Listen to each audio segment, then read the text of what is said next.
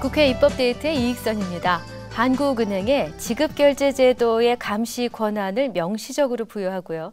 또 필요한 감시 범위를 확대하는 법안이 국회에서 추진돼서 관심을 끌고 있습니다. 바로 한국은행법 개정안이죠. 이 개정안을 대표 발의하신 정의당 박원석 의원을 모셨습니다. 의원님 어서 오십시오. 네, 안녕하세요. 네, 반갑습니다. 네.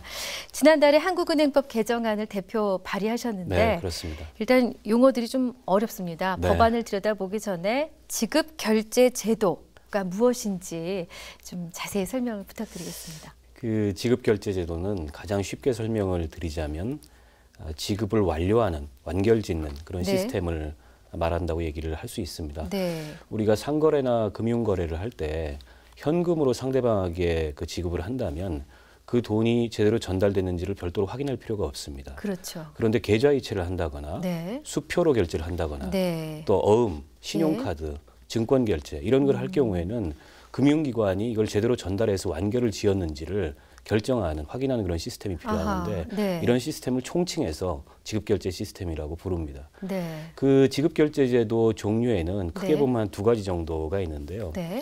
일단 중앙은행 결제 시스템이 있고요. 네. 그리고 민간 결제 시스템이 있습니다. 네.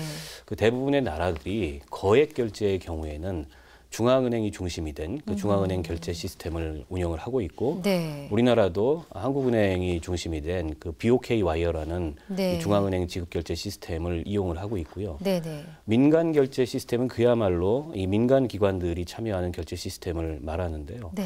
이 민간 결제 시스템의 그 운영 주체는 나라들별로 조금 상이한데요. 네. 우리나라 같은 경우에는 소액 결제의 경우에는 금융결제원이 담당을 하고 있고요. 네. 또 한국예탁결제원과 한국거래소가 증권결제를 담당하는 형태로 되어 있습니다. 네. 네. 이 지급결제 규모의 총 규모가 2013년 말로 보면 우리나라의 그 지급결제 총 규모가 한 7경 8천조 원 정도가 7경. 예, 그 어마어마한 숫자이고요. 네. 중앙은행 그 지급결제 시스템에 참여하는 기관이 133개, 그리고 민간 결제 그 시스템에 참여하는 기관이 384개 정도로 네. 구성이 되어 있습니다. 그 수가 이제 지속적으로 늘어나고 있다는 그렇습니다. 추세로 네, 보면은 예탁결제원 얘기하시니까 단번에 알겠습니다. 네, 뭐 폰뱅킹을 하든 뭐 집에서 인터넷 뱅킹을 하든 그렇죠. 보게 되는 네. 용어죠. 네.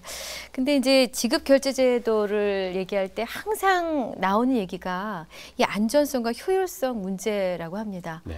이 부분에 대해서 시청자들이 왜 늘 안전성과 효율성이 문제가 될까?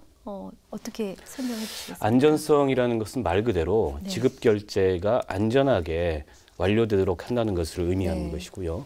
지급결제제도의 효율성은 그 과정에서 절차나 비용이 효율적이어야 된다, 이런 의미로 이해를 하시면 될 것 같고요. 네. 예를 들어서 안전성 측면에서는 지급결제기관, 그 지급결제에 참여하는 참여기관이 네. 그 불이행하지 않도록, 지급결제를 네네. 불이행하지 않도록 중앙은행이 그 감시 감독을 해야 된다는 점을 의미하고요. 효율성 네. 측면에서는 이 지급결제 시스템이라는 게 여러 개 그 금융기관들, 여러 개 참여 주체들은 네트워크로 구성이 되어 있습니다. 그렇겠죠. 그 네트워크가 효율적으로 작동하도록 일단 그 네트워크에 참여하는 금융기관이 많아질수록 네. 각각의 개별 주체들은 더 많은 금융기관을 상호 이용할 수 있기 때문에 효율성이 높아진다고 할 수 있겠죠. 그렇기 네네. 때문에 효율적인 네트워크 구축을 하는 것이 굉장히 중요한 과제라고 할 수 있을 것 네. 같습니다. 앞서 중앙은행과 관련된 곳이 133개, 그리고 민간 쪽이 300개가 347 개입니다. 넘던데 예. 민간이 많은 것은 소액 결제들을 하는 주체들이 워낙 다양하기 때문인가요? 그렇습니다. 네. 그렇군요. 네. 자, 근데 지난 2008년 글로벌 금융위기 이후에 방금 얘기하신 이 문제가 국제적으로도 이 안전성, 효율성 문제들이 많이 고민이 됐던 모양이에요. 굉장히 세계적으로. 중요한 이슈가 됐었고요. 네네. 아시겠지만 2008년 미국발 금융위기라는 것은 금융 부분의 위기가 실물 부분의 경제까지 전이 돼서 발생을 나타난 그런 금융위기인데요. 네네. 그 금융위기가 발생한 이후에 그 주요 선진국들 같은 경우에는 거시 건전성 이 정책 체계 구축이 매우 중요하다. 네. 다시 말해서 금융위기를 촉발시키는 그런 시스템 리스크 요인을 항상적으로 감시 감독하고 그런 리스크 발생 가능성을 줄이기 위한 네. 건전성 감독 체계가 이 구축되는 것이 굉장히 중요하다. 이런 그 정책적인 방향을 세웠고 그 과정에서 중앙은행의 네. 금융감독 역할을 대대적으로 강화를 했습니다.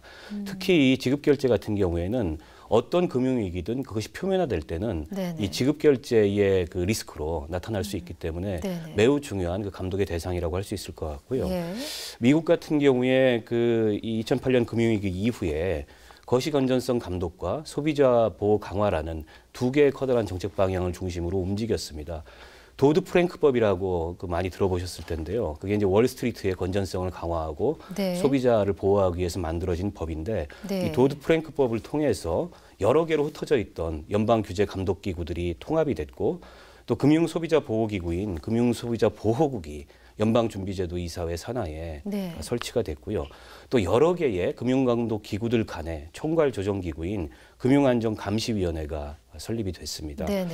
영국 같은 경우에도 기존에는 금융위기 발생 이전에는 재무부하고 금융감독원하고 또 영국의 중앙은행이라고 할 수 있는 영란은행 이렇게 세 군데로 금융감독 그 기능이 분산이 되어 있었는데 중앙은행인 영란은행이 구체적으로 네네. 이 금융위기에 대응할 수 있는 정책 수단이 부족함으로 인해서 적기에 유동성이 부족한 은행들한테 유동성 공급을 못 해주는 그런 정책 실패가 발생을 했습니다. 네네. 그래서 그 이후에는 금융감독원이 갖고 있던 그런 배타적인 금융감독 기능을 분산시켜서 네. 이 영란은행 산하에 금융정책위원회를 둠으로써 중앙은행이 금융감독을 훨씬 더 강화할 수 있는 금융안정을 기할 수 있는 그런 어떤 정책을 채택을 했습니다. 네. 우리나라에서도 그 금융위기 이후에 지난 네. 18대 국회에서 한은법 개정을 하면서 이 거시건전성 정책체계 구축이 중요하다는 그런 논의가 이루어졌고 한국은행에 포괄적인 금융안정 기능을 부여하는 형태로 법 개정이 이루어졌습니다. 하긴 우리도 PF라고 하는 그 프로젝트 파이낸싱 문제 때문에 굉장히 그야말로 주춧돌부터 흔들리는 그런 사례들을 많이 봤는데 네, 저축은행 이것도 사태가 대표적으로 그렇죠. 그 사례였었죠. 거시적인 안목을 미리 세우지 못했기 때문에 일어난 하나의 문제점이 아니었나 네, 생각이 그렇게 드는데요. 볼 수 있을 것 같습니다. 자, 그러면 개정안 내용으로 좀 넘어가 보겠습니다. 네, 네. 우리나라 지급결제 제도에 이제 어떤 문제점이 있으니까 또 개정안을 네, 네. 이제 발의를 하신 건데 네. 현행 제도의 문제점은 어떤 것이었습니까? 우선은 지금은 지급결제 시스템에 대한 감독 권한이 정확하게 어디에 있다고 얘기하기 어려운 그런 다소는 좀 모호한 형태라고 볼 수 있을 것 같습니다. 네. 지금 한은법을 보면 한은법의 그 목적은 이 물가 안정, 네. 그리고 금융 안정, 그리고 지급결제 시스템의 안정 이렇게 포괄적인 목적을 갖고 있지만 네. 한은이 구사할 수 있는 정책 수단은 사실 금리가 유일합니다. 아. 그렇기 때문에 목적과 수단 간의 괴리 현상이 발생을 하게 되고 네. 이 지급결제 시스템의 안정과 관련해서 지난 그 2006년에 한은법 네. 개정안이 발의가 돼서 지급결제 시스템에 대한 감독 기능을 한은에 부여하는 법안이 네네. 국회 상임위원회까지 통과를 했음에도 갔었죠. 불구하고 네. 이게 기관 간의 이견으로 인해서 정작 본회의 통과 시에는 그 내용이 빠지는 그런 문제들이 있었습니다. 그렇기 네. 때문에 이번에 그런 내용을 보완하기 위해서 법 개정안을 제출했습니다. 근데 이제 제가 좀 거칠게 봤습니다만은 이 개정안을 한두 번 이렇게 읽어보면서 아, 이거 한국은행이 힘을 실어주는 거다라는 생각이 딱 들었습니다. 필요에 의한 것이기 당연히. 그런 여러 가지 책임선이라든가 중복되는 문제 때문에 이런 결론에 도달하신 거겠죠. 네. 이게 더 효율적이라고 보셨고. 보통 이제 시스템 리스크 얘기를 많이 하는데요. 네. 그 금융위기가 촉발되지 않도록 시스템 리스크를 방지할 수 있는 그런 항상적인 감시 감독 체계 구축이 굉장히 중요한데 네. 그 과정에서 중앙은행의 역할을 강화하자는 것이 이번 법 개정안의 네네. 취지고요. 예. 구체적으로 보면 한국은행의 지급결제제도의 감시 권한을 명확하게 부여하는 내용을 법의 목적 조항에 담았습니다. 예. 뿐만 아니라 그에 필요한 정책 수단을 네. 구체적으로 법안에 명기하는 형태로 법 개정안을 냈고 네네. 예를 들어보자면 한국은행이 지급결제 제도의 운영 기준을 네. 정할 수 있도록 하고 지급결제 제도를 운영하는 기관에 대해서 그 자료 제출을 요구할 수 있도록 하고 또 시정을 요구할 수 있도록 하는 그런 권한을 포함을 시켰고 네. 또 지급결제 제도의 운영기관과 참여기관에 대해서 지급결제 업무에 한해서는 네. 한국은행이 직접 검사할 수 있는 그런 검사 권한까지도 부여하는 것으로 법 개정안을 제출했습니다.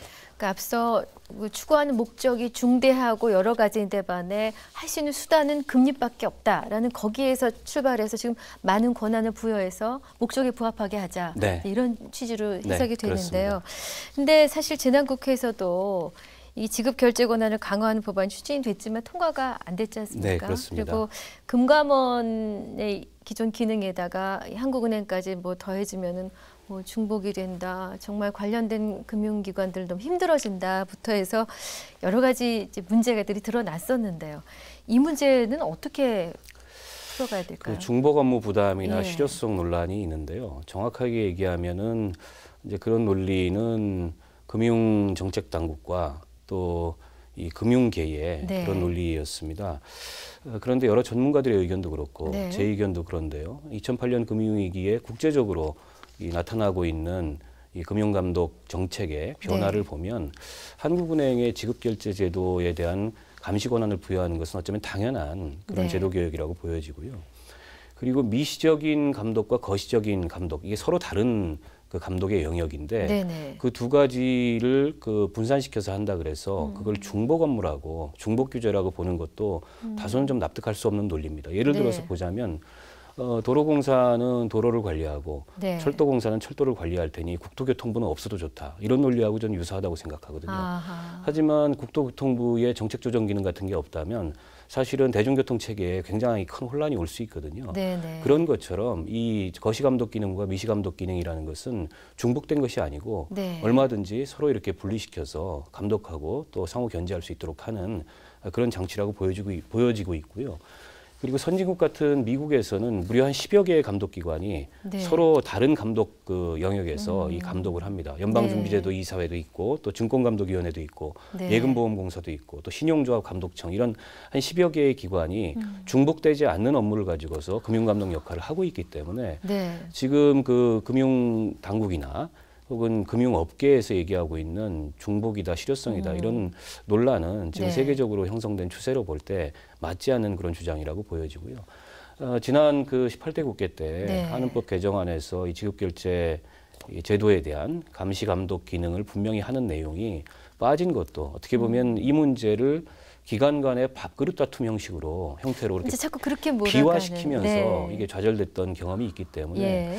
이번에는 그때보다 좀 더 성숙한 네. 그런 논의와 합의 과정이 필요하다고 생각합니다. 그러면 뭐 그 지금 금융감독원이 가지고 있는 지급결제제도에 관한 권한하고 이 사실 일반인의 국민의 시선에서 보면은 잘 모르죠. 네, 그렇습니다. 어디까지가 여기서 네. 할 일이고 어디부터가 저쪽에서 할 일인지 잘 네. 모르는데 큰 그림을 그려보자면 어떻습니까? 정책적으로는 굉장히 중요한 그 부분이라고 생각을 하고요. 네. 특히 이게 항상적인 그런 금융위기의 가능성 앞에 네. 놓여 있기 때문에 일상적으로 그거를 감시 감독하고 통제할 수 있는 네. 그런 정책 체계를 잘 만들어 놓는 것이 굉장히 중요하다고 생각합니다. 네. 근데 기존의 지금 이 금융감독 체계로 보면 네. 이게 금융감독 그 기구 개편 논의하고도 맞물려 아, 있는데요. 그렇죠. 네. 금융정책과 금융감독이라는 네. 어떻게 보면 서로 다르고 혹은 어떤 면에서는 상충되는 기능이 예. 금융위원회라는 예, 예. 하나의 기구 안에 집중되어 있기 때문에 발생하는 문제일 수도 있습니다. 네. 지금 그 문제가 국회에서도 현안으로 대두돼 있고 네. 특히 금융소비자기구 이 소비자 보호기구 설립 문제로 여야가 논란을 네. 벌이고 있는 사안이기도 한데요. 네. 아무래도 이 산업진흥을 강조하고 있는 금융정책기능과 네. 또 소비자에 대한 보호와 건전성 감독이라고 하는 감독 기능을 강조하고 있는 이런 어떤 기능이 한 네. 기구 안에 같이 있다 보면 이게 감독이 정책에 희생되는 그런 결과를 초래하는 것이 사실이고 글로벌 금융위기 이후에 네. 다른 나라들의 사례를 보면 이런 정책과 감독 기능을 명확히 분리하고 특히 감독 영역을 굉장히 강화하는 형태로 이 정책이 발전하고 있기 때문에 네. 이번에 한은법 개정안도 그런 취지에서 봤을 때 네. 반드시 필요하다고 생각합니다. 다른 나라에서 그렇게 무사해 보이는 업무들을 그렇게 여러 기관이 서로 나눠서 하고 있는데 충돌이나 마찰, 갈등은 없습니까? 그걸 큰 틀에서 조정하고 협의할 수 있는 그런 네. 협의기구를 특히 이제 미국 같은 경우에는 두고 있기 때문에 네. 특별히 그 갈등이나 중복이나 혹은 충돌의 여지는 없다는 생각이 들고요. 그리고 예. 금융이라는 영역이 워낙 방대하고 또 민감하고 네. 그런 영역이기 때문에 네. 다소는 사실은 그 중복된 그런 감독과 그런 규제가 있더라도 네. 그거는 금융 안정이라는 측면에서 혹은 소비자 보호라는 측면에서 필요한 것이지 불필요한 규제는 아니라고 생각합니다. 네. 일단 국회 내에서도 뭐 여야의 입장이 다르고 또 상임위에서도 기재위나 또 정무위나 이렇게 약간 분위기가 다른데요. 각각은 어떤 입장들이신가요? 우선은 지금 정무위에서는 아무래도 금융감독기구 개편 문제가 네. 최대의 현안이고 그게 네. 이제 초점이기 때문에 그 문제에 대해서 조금 더 진전된 논의가 저는 필요하다는 생각이 들고요. 지금은 이제 금융소비자보호기구를 설립할 것인가 말 것인가를 두고서 논란을 벌이고 있는데 보다 본질적인 쟁점은 네. 정책과 감독을 어떻게 분리시켜서 상호 잘 견제가 이루어질 수 있도록 할 것인가, 그걸 네. 어떻게 기구로서 제대로 표현할 것인가 이런 문제라고 보여지고요. 기재위에서는 이 거시건전성 정책체계 구축과 관련해서 네. 하느니 조금 더 이 금융안정 기능을 제대로 수행할 수 있도록 구체적인 정책 수단을 부여하는 문제에 관한 논의이기 때문에 네. 이 정무위와 기재위 간에 논의가 서로 충돌되는 건 없고요. 네. 같은 맥락에서 잘 풀어볼 수 있는 논의라고 생각을 합니다. 여야는 어떤가요? 지난 그 이주열 한은 총재 그 청문회 때 네. 제가 이 문제를 질의했을 때 당시 이제 이주열 후보자도 그 필요성에 대해서 공감을 했고 여야 간에도 큰 이견은 없었습니다. 네. 다만 이제 우려되는 부분은 지난 18대 국회에서 법 개정을 추진했다가 좌절된 네. 것처럼 네. 자칫 이것이 기관 간의 어떤 밥그릇 문제로 비화되지 않도록 네. 이 과정을 좀 잘 관리하고 조금 더 성숙한 그런 협의들을 이루어 나가는 것이 저는 바람직하다고 생각하고 그렇군요. 있습니다. 일단 4월 임시국회 막이 올랐는데요. 네. 이 개정안 처리 전망을 지금 어떻게 관측하고 계세요? 4월 임시국회에서 바로 논의가 될 수 있을지는 모르겠습니다만 네. 앞서도 말씀드렸듯이 일단 한국은행이 필요성에 대해서 공감을 하고 있고 이번에 이주열 그 총재께서 취임사를 네. 하면서도 이 한은의 감독 권한 강화가 필요하다 이런 말씀을 하셨습니다. 네. 그리고 여야 간에도 아직 표면화된 특별한 이견이 없기 때문에 네. 이 안건이 상정돼서 논의를 한다면은 저는 충분히 통과할 수 있다고 그렇게 보고 있습니다. 네. 자, 이제 뭐 끝으로 하나 더 여쭤보고 싶은데요. 사실 오늘 좀 어려운 용어들도 있고 개념상 모호했던 부분들이 있는데 잘 이해가 되도록 설명을 해주셔서 감사하고 이번 개정안을 이제 포함해서 요즘에 의원님께서 또 관심을 갖고 계신 새로운 분야 입법 계획에 대해서도 여쭤보고 싶습니다. 우선은 제가 이제 국회 기획재정위원회 조세소위의 또 위원으로서 활동을 하고 있습니다. 네. 특히 우리 조세 체계와 관련해서 그 우리가 심각한 이 저출산 문제, 고령화 문제, 또 양극화 문제, 네. 그리고 또 생태의 여러 가지 그런 위기 문제, 이런 다발적인 다층적인 위기에 직면해 있는데 예. 지금은 현 세대뿐만이 아니라 미래 세대를 위한 이 조세 재정 체계 구축이 굉장히 중요하다고 생각합니다. 그래서 네. 저는 이 미래 세대를 위한 조세 체계 구축을 위한 3가지 법안, 3법을 발의를 했습니다. 네. 그 첫 번째가 탄소세라고 보통 알려져 있는 네. 그 이 기후 변화나 이런 위기에 대응하기 위해서 네. 그 탄소 연료 또는 핵연료에 그 세금을 부과하도록 하는 그런 네. 기후 정의세를 발의를 했고요. 네. 두 번째는 우리가 이제 복지 그 재원 수요가 굉장히 커지고 있지 않습니까? 네. 네. 그런데 현재 조세 체계만 가지고서는 이런 네. 늘어나고 있는 복지 수요를 감당할 수 없기 때문에 네. 사회복지에만 쓸 수 있도록 별도의 아하. 사회복지 목적세를 만들자는 사회복지세법을 발의했습니다. 네. 그리고 세 번째로는 최근 들어서 많이 논란이 됐는데요. 이게 역외 거래에서 발생하는 탈세 문제가 우리 조세 정의를 흔드는 네네. 새로운 위협으로 등장을 했습니다. 네. 그래서 이런 역외 탈세를 방지하기 위한 역외 탈세 방지법 이 3가지를 미래 세대를 위한 조세 체계 구축 법안으로 제출을 했기 때문에 이 법안 네. 통과에 최선의 노력을 다하려고 하고 있고요. 네네.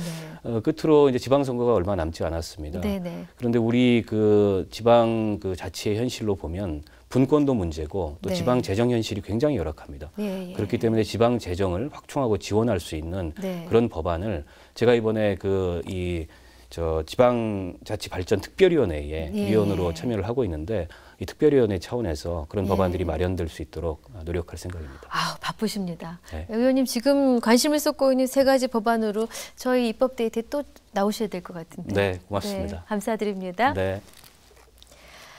네, 지금까지 정의당의 박원석 의원님과 데이트를 나눠봤습니다. 저는 월요일에 다시 오겠습니다. 고맙습니다.